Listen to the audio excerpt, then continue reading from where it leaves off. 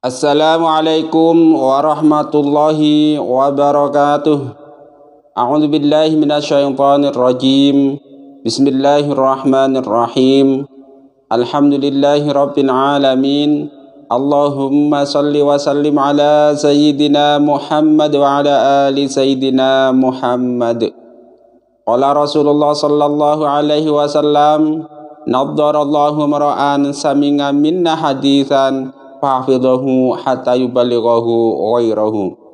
Semoga Allah Subhanahu wa taala menjadikan orang-orang yang mau mendengarkan hadis, mau mempelajari hadis, lalu mau menyampaikannya kepada orang lain, Allah jadikan wajahnya berseri-seri baik di dunia maupun di akhirat. Allahumma amin. Wa qala Rasulullah sallallahu alaihi wasallam, innallaha ta'ala karimun yuhibbul karama wa yuhibbu ma'alil akhlaqi wa yakrahu safaha. Kaum muslimin rahimakumullah, marilah kita sama-sama melanjutkan belajar membaca kitab Al-Jami'us Shaghir yang berkaitan dengan zikir dan doa. Kali ini hadis nomor 1771. Rasulullah sallallahu alaihi wasallam bersabda, innallaha ta'ala karimun yuhibbul karama wa yuhibbu ma'alil akhlaqi wa yakrahu safsafaha.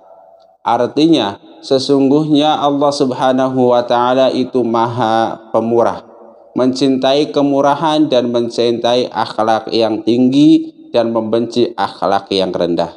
Hadis riwayat Imam Tabrani dalam Al-Kabir dan Abu Nuaim, Hakim dan Baihaqi dalam Syu'abul Iman dari Sahal bin Sa'ad. Status hadis ini sahih. Kaum muslimin rahimakumullah, hadis ini dengan jelas mengabarkan kepada kita bahwa satu, Allah itu bersifat pemurah. Yang kedua, Allah mencintai kemuliaan. Yang ketiga, Allah mencintai akhlak-akhlak yang mulia. Dan yang keempat, Allah membenci akhlak-akhlak yang rendah. Jadi jelas, innallaha karimun yuhibbul karama. Allah itu zat yang maha mulia dan mencintai sesuatu yang mulia. Kalau begitu, kalau kita kepengin dicintai Allah, maka kita harus punya akhlak yang mulia. Tentu akhlak ini pada semua makhluk Allah. Kepada sesama manusia akhlak kita harus mulia. Misalnya kalau bertemu saling tegur sapa, kan begitu. Misalnya dengan tetangga saling hormat menghormati, saling tolong menolong. Nah, kalau kita istilahnya bersikap mulia kepada sesama manusia, maka Allah pun akan mencintai kita. Kenapa? Karena Allah Subhanahu wa taala karimun yuhibbul karama. Itu satu. Yang kedua, tetapi akhlak mulia kita pun ini bukan hanya kepada sesama manusia. Kepada sesama binatang, kepada binatang pun kita harus punya sikap yang mulia. Betapa banyaknya ayat-ayat Al-Quran, hadis-hadis Nabi yang bercerita, yang membicarakan tentang hewan. Misalnya ketika ibadah haji kita dilarang membunuh hewan yang tidak membahayakan. Karena begitu. Kemudian ada kisah Nabi Sulaiman dengan burung hudhud dan juga dengan sekelompok semut. Kemudian ada cerita Ashabul Kahfi dengan anjing. Kemudian ada cerita seorang pelacur yang kemudian diampuni gara-gara istilahnya memberi minum seekor binatang. Dan banyak lagi. Sehingga para pecinta binatang ini sebenarnya itu merupakan salah satu ladang lah bagi kita. Untuk apa? Untuk bersikap mulia, berakhlak baik kepada para binatang. Kan begitu. Jangan sebaliknya. Kalau ketemu binatang, misal contoh nih yang sering dicontohkan. Rasulullah sallallahu alaihi wasallam ada cicak misalnya. Itu cicak, bagaimana akhlak kita bersama cicak. Kan begitu. Nah, ketika ada cicak, Rasulullah Shallallahu Alaihi Wasallam itu memerintahkan untuk membunuhnya. Kalau membahayakan, kalau merugikan, coba cek Anda di rumah. Itu cicak itu biasanya dia kalau maghrib sudah bergelantungan di atap rumah yang terang. Nanti paginya kita cek tuh di bawah atap tersebut banyak tai cicak. Nah ini, dalam sejarah Islam dikenal itu 3 pengkhianatan cicak kepada para nabi. Yang pertama itu ketika Nabi Ibrahim alaihi salam dibakar, makhluk-makhluk lain itu berusaha membantu Nabi Ibrahim untuk memadamkan api. Ini si cicak dia malah mengkompori, meniup api supaya bertambah besar. Itu satu. Yang kedua, dalam sebuah cerita bahwa Baitul Maqdis itu pernah mau diruntuhkan, terbakar istilahnya. Nah, para makhluk lain seperti ada kampret, kemudian ada kodok, musnada lain-lain itu berusaha memadamkan api tersebut, berdoa kepada Allah. Nah, sementara cicak sebaiknya dia tiup tuh api supaya terus berkobar. Kita juga masih ingat ketika kisahnya hijrahnya Rasulullah Shallallahu Alaihi Wasallam. Beliau kemudian bersembunyi di gua, ada laba-laba itu berusaha menutupi beliau.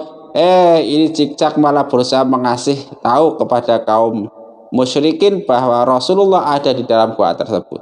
Nah, karena mungkin nih, karena perbuatan cicak di masa lalu tersebut ini nenek moyangnya, maka cicak zaman sekarang itu dapat khitab, kata Rasulullah, boleh dibunuh.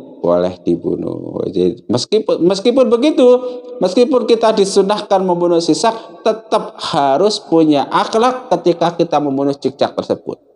Bagaimana caranya? Yaitu ketika membunuhnya jangan sampai melakukan penyiksaan. Misalnya istilahnya jadi ingat ada istilah peristiwa G30 SPKI itu. Hukum picis.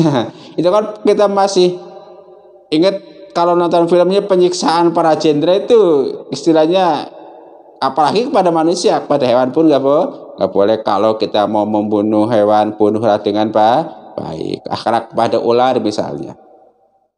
Dalam berbagai dalil kita baca, kita dengar bahwa ketika ada ular yang kira-kira membahayakan kita, maka kita bilang pada ular tersebut 3 kali, pergi. Nah, ada yang menafsiri lain, kalau dia nggak pergi, bunuh.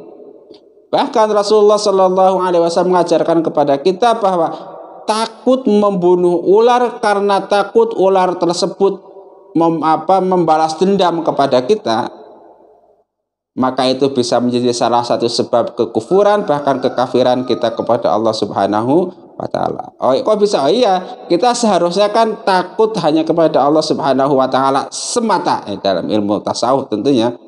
Tetapi ternyata kita pada ular aja saja takut. Nah itu, jadi ketakutan kita kepada ular sampai-sampai mengalahkan ketakutan kita kepada Allah Subhanahu wa Ta'ala, itu bisa membuat kita menjadi kafir, menjadi berdosa. Jadi ada karakter tersebut.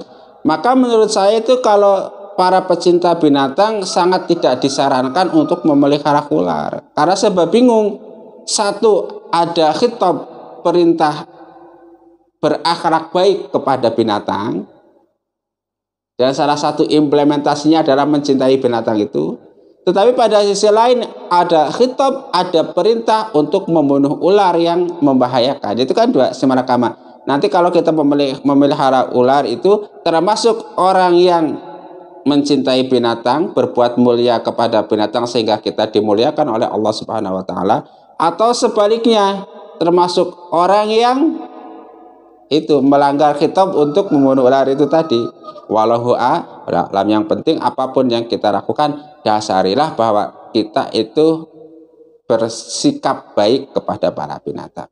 Nah, tadi bersikap baik kepada manusia sudah, bersikap baik kepada binatang sudah. Yang ketiga, bersikap baik kepada tumbuh-tumbuhan.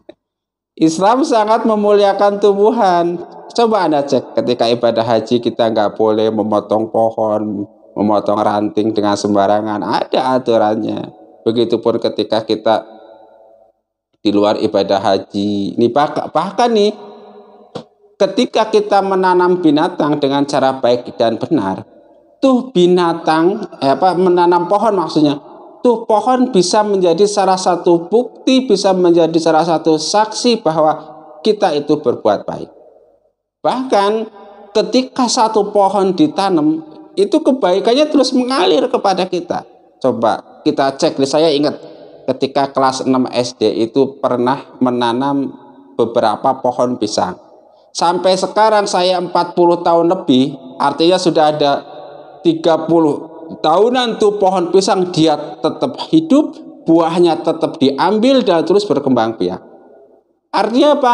Ketika kita berusaha, ketika menanam pohon niat kita itu ibadah, maka selama pohon itu ada, selama itu pula kita mendapatkan aliran pahala, termasuk salah satu pahala sedekah jariah. Terus kita sudah meninggal tetapi pohonnya terus buahnya diambil oleh orang-orang, dimanfaatkan, dapat pahala.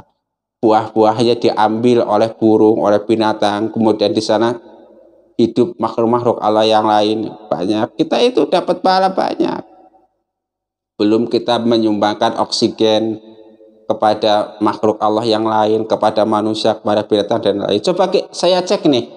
Jadi ingat nih, ini untuk tafakur para pecinta binatang dan para pecinta tumbuhan. Itu saya di stadion nih, stadion Kaliki, kebetulan ada stadion tuh. Nah di belakangnya itu kan banyak tumbuhan liar. Salah satunya itu ada satu rumpun pohon senteh besar-besar. Ada sekitar 10 pohon atau berapa, per diameternya besar, mungkin ada 2 meter lah. Nah di dalam pohon senteh itu tumbuh komunitas, tumbuh kelompok-kelompok hewan. Ada bekicot, ada semut, ada belalang, kemudian ada ulet, ada lain-lain, banyak. Artinya apa? Dengan kita menanam sebuah pohon, dengan secara tidak langsung atau tidak langsung, kita sudah ikut membuatkan rumah bagi makhluk-makhluk Allah yang lain. Kalau dalam pohon ini tadi ada bekicot, ada belalang, ada laba-laba, ada cicak, ada tokek. Terus itu kurang kita sadari kalau hal itu, bahwa berbuat baik itu tidak hanya kepada sesama manusia, kepada binatang, kepada tumbuhan pun ya. Terutama ini terutama bagi para pecinta binatang, para pecinta hewan, orang-orang yang suka adventure touring itu kan. Dan orang-orang yang kebetulan mungkin hidupnya itu di hutan, mohon maaf, kemudian di perkebunan. Ini ladang ibadahnya itu. Jadi kita jangan sembarangan menebang pohon. Karena apa? Karena pohon merupakan tempat hidup makhluk Allah yang lain, yaitu ada binatang, ada lalat dan lain-lain. Kita nggak usah sembarangan menebang pohon. Karena apa? Pohon menyumbang oksigen, menyumbang udara bersih untuk kehidupan manusia. Kira-kira betul. Udah apa jadi ngomongin binatang pohon sih? Lanjut. Nah itu tadi berbuat baik kepada sesama manusia sudah, berbuat baik kepada sesama hewan. Ya kita kan hewan. Nanti kepada hewan sudah, berbuat baik kepada tumbuhan sudah. Kemudian berbuat baik kepada makhluk benda-benda mati. Harus. Contohnya misal berbuat baik kepada benda mati, kita nggak boleh istilahnya menggali tanah sembarangan kecuali dengan tata krama yang baik. Sehingga apa? Intinya begini deh. Bagi orang-orang ma'rifatullah, bagi orang-orang yang sudah wusul kepada Allah, itu hampir-hampir nggak bisa membedakan mana manusia, mana binatang, mana tumbuhan, mana benda mati. Karena apa? Karena semuanya akan menjadi saksi kita di hadapan Allah Subhanahu wa taala kalau kita ini orang yang baik atau bukan. Paham? Ya paham. Kira itu. Ya, iya. Jangan coba dalam sejarah Islam kita kenal ada pada kisah Ashabul Kahfi yang berkaitan dengan batu yang menutup pintu gua. Bisa jadi gara-gara sebuah batu kita dimuliakan oleh Allah Subhanahu wa taala, bisa. Tetapi jangan salah, gara-gara sebuah batu kita dilemparkan oleh Allah Subhanahu wa taala ke tempat yang serendah-rendahnya di neraka. Bisa jadi. Misalnya Anda punya batu cincin. Kemudian Anda di balik batu cincin itu berkeyakinan bahwa di batu cincin itu bisa mewujudkan hajat ini itu. Anda misalnya punya tongkat, tongkatnya bisa begini-begini. Terus misalnya Anda punya tasbih, punya benda makhluk yang lain. Kan begitu? Ya kan? Ya udah, nggak usah kepanjangan deh. Bahkan ketika kita mati itu, matinya kemana? Ke tanah. Kita disunahkan mengambil tanah, melemparkannya. Ketika kita mati itu, ketika meninggal, ada orang meninggal, yang disunahkan itu menanam pepohonan. Supaya apa? Supaya itu pohon terus memberikan tasbih kepada kita.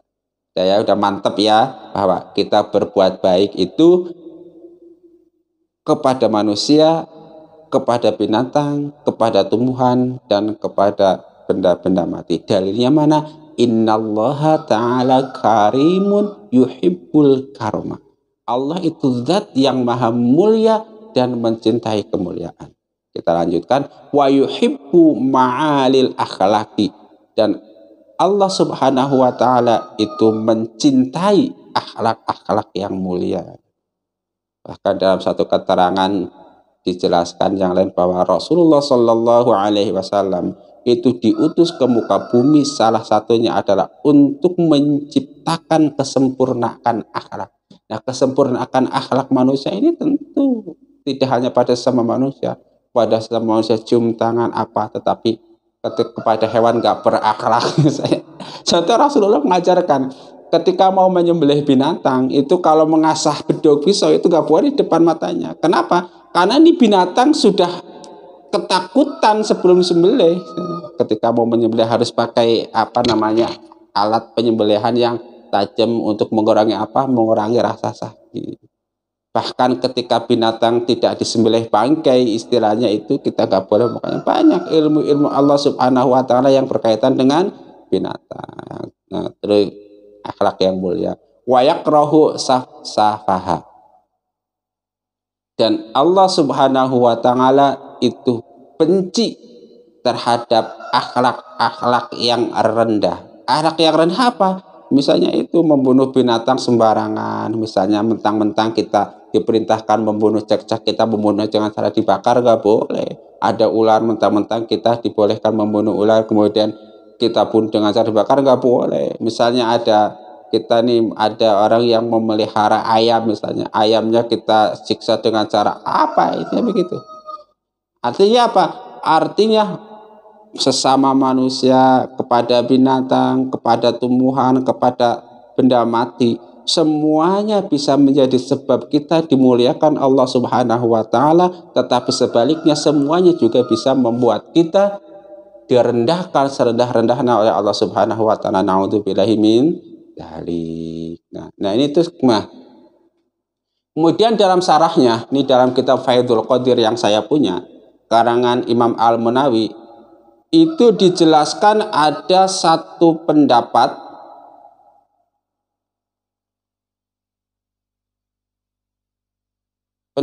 Imam Abdus Salam di sini kalau nggak salah tuh.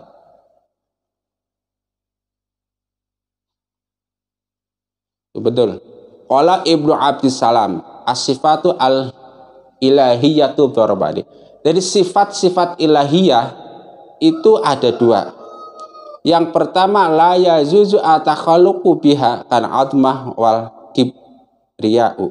Jadi sifat-sifat ilahiyah itu dibagi menjadi dua. Yang pertama itu sifat-sifat yang kita tidak boleh melakukannya, takhalluq istilahnya begitu. Apa? Misalnya itu sifat azaliyah. Sifat al-kibriya, takabur. Karena apa? Yang boleh takabur hanya Allah Subhanahu wa Ta'ala. Yang kedua apa? Sifat al-ghadmah, merasa besar sendiri, maha besar.